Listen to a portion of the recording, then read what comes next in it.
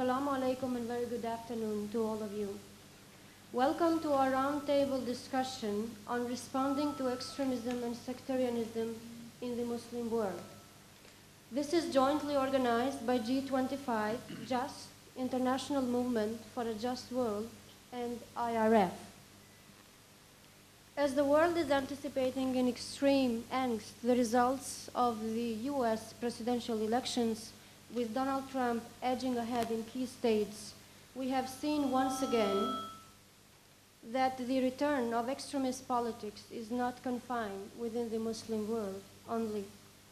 As the recent emergence of the extreme rights of neo-fascist parties in Europe also has shown, this kind of politics throws into the dustbin of history all the grave lessons that humanity has learned in the past, particularly through our tragic experience with the two world wars and beyond. And it also, humanity had vowed that it will never repeat again.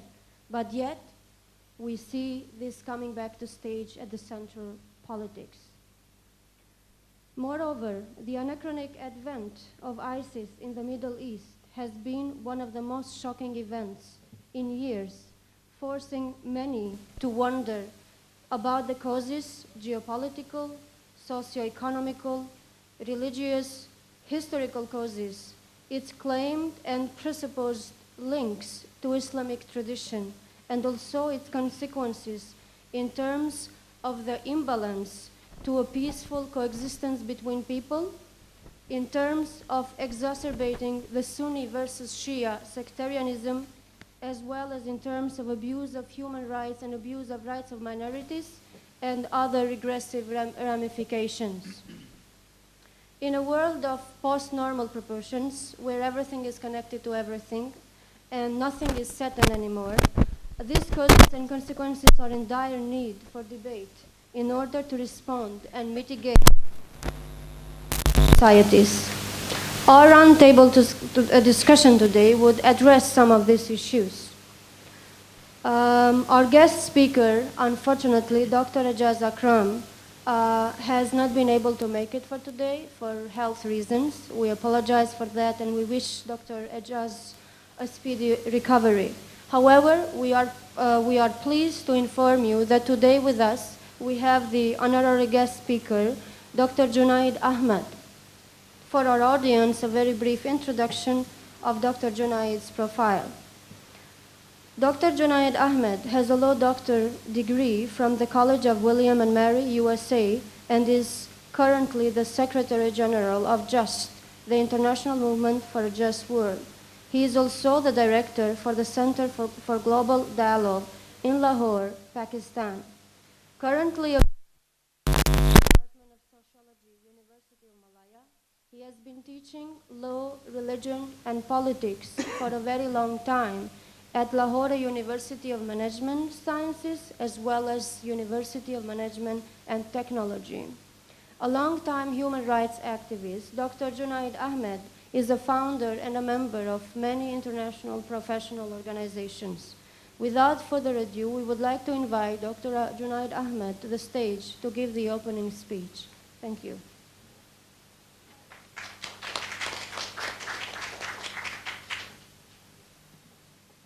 Bismillahirrahmanirrahim. Assalamu alaikum, everyone. Peace and blessing to be upon all of you. Thank you all for coming out. Thank you specifically to Dr. Farouk and the Islamic Renaissance Front for hosting the event today.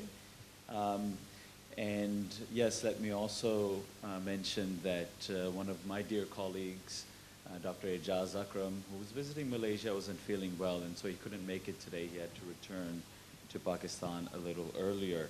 And so I am not going to pretend to be as great of or offer as incisive remarks as perhaps he would have, but I will try to also give some of my views on the topic that we have before us, because I think that in light of what is happening today in the United States, that is the American presidential elections, it's important for us to rethink how we in the Muslim majority world think about questions such as extremism and sectarianism and the associated violence that is taking place. I think that since 9/11, at least since 9/11, there has been a discourse, a narrative that has come out largely from the West that has compelled Muslims to look at the problem of extremism, radicalization, and terrorism as principally one of theology and ideology. That it emerges from a certain reading of their tradition, of their texts, of the Quran, which is why after 9/11, all of a sudden what one had in, say, the United States, but in large parts of the West, were people running to get copies of the Quran. What explains why these suicide bombers blew up the Twin Towers? Or then what explained what happened in England on 7/7? Well, maybe we should go buy copies of the Quran to understand this phenomena. And so that type of approach was almost then institutionalized and formalized by government bodies that said that, well, it seems like this is the problem, that Muslims are just reading their tradition incorrectly, and this is causing them to become extremists in their ideology and theology, and therefore they will turn to violence. This type of formula was put before us. Of course, what was completely left out of the thinking of this entire formula was the actual policies of Western governments themselves that were actively contributing to the quote-unquote radicalization of many, many Muslims, whether the Muslim majority world itself or Muslims in Western Europe. Those policies have a long history, going back from colonial times to the contemporary period. And I think that one of the problems that exists today for Muslims is to start to rethink and interrogate the assumptions that we have when we start to adopt, in sometimes very thoughtless ways, the discourse and the narratives around these issues that come from, say, Washington or London and so on, around extremism and violence and fundamentalism and so on, where these problems emerge from. This is, right now I've left it at somewhat of an abstract discussion. And we have some distinguished panelists, and I would like for them to contribute to this discussion. I'm sure there'll be meaningful time for discussion with all of you. But to put it very concretely for us here, and of course this is the Malaysian context, I'm trying to familiarize myself with this part of the world. But I myself come from a part of the world which has witnessed the transformation of religious orthodoxy, as problematic as that may be, into a violent, repugnant fundamentalism at some level, in some particular forces. Now, how does that happen? I mean, I think all of you will agree that people are not just born to be, militant, violent, hate-filled individuals. It happens because of politics and history and powerful forces shaping certain outcomes for their interests. What I'm referring to in my context, I come from Pakistan. And for those of you that may remember, at the end of the 1970s and the early 1980s, there was this thing called the jihad against the communists in Afghanistan. And my country and Afghanistan, but supported by all of what the Western political establishment and funded by the Saudis, waged a horrendous, brutal, fundamentalist war against the Soviets in Afghanistan. Now, did the Soviets have the right to be in Afghanistan? No. But the type of forces and the type of ideology that was infused into those forces, deeply fundamentalist, deeply quote-unquote extremist, deeply sectarian.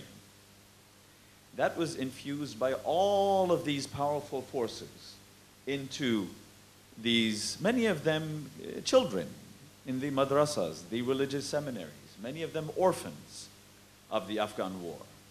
Infused it then, Zbigniew Brzezinski, the national security advisor of the United States, in his very silly way, put on a turban on the border of the US and Pakistan, Afghanistan, and told these students from the madrasas, that is your jihad. Go rebuild your mosques and fight the Soviets and take your Kalashnikovs, your AK-47s, and go do it. These were students that came from religious seminaries that knew that jihad may have been one part of the curriculum that they studied once every 2 years. But the way it became privileged as part of kind of an armed combat at that was for political reasons. That was a historical political moment. And the entire Western political establishment was complicit and actively supported that. The unfortunate thing is we don't learn much from history. What we see today now in Syria is almost like a horrible replay, a movie replay. You know, you see a bad movie the first time, and the second time you see it, it's even worse. But it's almost like a replay of what happened in Pakistan and Afghanistan in the 1980s. A country like Syria, which had not a trace, I mean, maybe this is an exaggeration, not a trace of this Salafi, Wahhabi, jihadist type of ideological, theological tendency within it for decades, all of a sudden flooded with that type of ideological and militant fervor into this country. And then we will ask a few decades or even before, what happened to Syria? Why is Syria so fundamentalist? Why are we so extremist? The point I'm trying to make is that these things have social and political roots to them, why they happen. You don't have to go to the Quran. You don't have to go to scholars like Ibn Taymiyyah and others that, of course, many people are trying to do. Well, it must be some scholar, it must be some alim, some Maulana who's issued some fatwa doing this and that. Yes, the ulama, religious scholars of the 19th, 20th, 21st century, etc., have often played very, not such important roles in responding to the very profound social crises of the modern world. And one of the reasons why you have seen the rise, one of the reasons, there have been other reasons as well, but one of the reasons you have seen the rise of certain type of political, you can use different words, of Islamist groups, Muslim-based political groups, is in response to the inability of the quote-unquote religious clergy, or even though that's problematic to use in the Muslim world, but of the ulama to respond to those crises. And of course, that whole array of Islamism or so, and there's a very diverse category of groups that exist. But they have responded. And so one of the things it's also important for us to do is to also distinguish, and this is a point, very important point, that in terms of our discussion today, extremism, sectarianism, so on and so forth. Mahmoud Mamdani's book is very good. One should check that out. Good Muslim, Bad Muslim, the US, the Cold War, and the Roots of Terror. I believe it's one of the best books on the subject where one can get an understanding, particularly the second chapter on culture talk, where we have to understand that, yes, we can have disagreement. This has been part of the Islamic tradition. Ikhtilaf, disagreement, is part of our tradition. Healthy disagreement on interpretations of our tradition, of the Quran, and so on and so forth. And people can be slightly more liberal than us, can be more conservative than us, whatever these terms may mean, and that's fine. The problem often today, and this is what Mamdani critiques, the fact that someone may come from an orthodox tradition or something like that will necessarily lead to that person becoming violent and so on and so forth. This is deeply flawed, a deeply flawed assumption, and this is what is leading now to all sorts of highly problematic programs, particularly, I mean, they've been renamed, but it began with, in the West, countering violent extremism, so on and so forth. And so what are the initial the signs that they look for? Standard ones. Does the person have a beard? Does, is he praying 5 times a day? These types of things, right?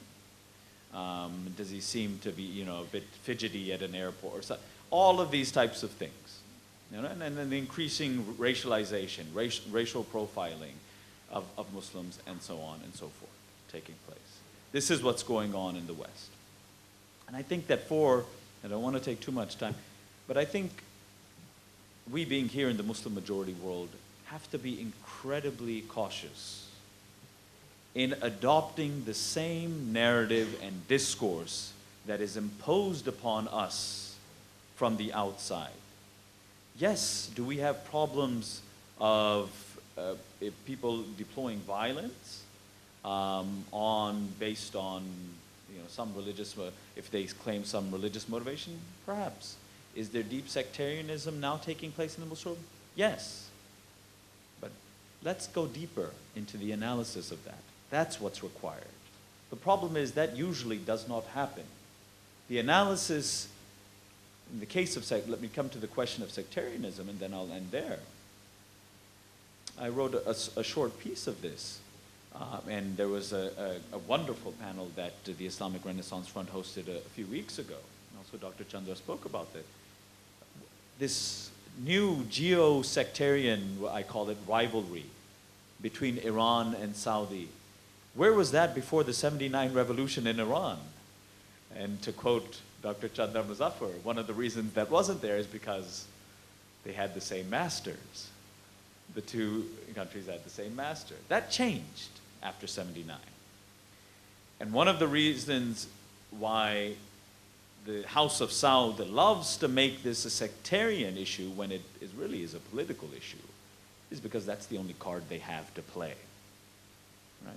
They are so illegitimate politically in the Muslim world. I would say also religiously. Clearly the Wahhabi tendency would not have this type of Salafi, Wahhabi, their interpretation of Salaf. The early Salafis were actually more kind of modernist oriented and so on.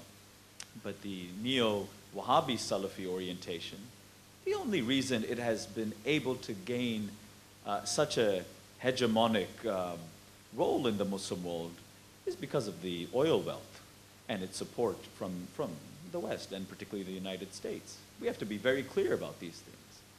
Again, the social, political roots of this problem. We would just like to focus, why is someone so reactionary, conservative, and it's probably going to lead them. No. On the question of Syria right now, we're expected to obsess about ISIS and the problem with ISIS, and we've had a couple of presentations since I've come here, in Pakistan the same. We've had some unfortunate people who have gone and fought with. Well, you know what? For the past few years, what has become haram now, these characters going to fight in Syria, was pretty much halal for much of the Muslim world and the Western world, who were gladly allowing them to go and fight in Syria because they wanted to get rid of, or at least undermine, the Bashar al-Assad regime. Now that this formidable group ISIS forms, well, now, we got to start looking into the problem of these people going and fighting in Syria. A few years ago, it really wasn't a problem, not for the West, not for parts of the Muslim world. The same way that in the Afghan jihad, much of the Muslim world and the Western world were more than happy to allow these characters to go and fight. But what that did was that allowed them to gain incredible arms, training, funding, so on and so forth. and then ordinary Muslims suffer because of what all of these policies. So I think I will leave it at that. I've made a couple of points. I have some other ideas, but we can perhaps engage those in discussion, and we can, of course, get the incisive remarks from our fellow panelists. Thank you very much.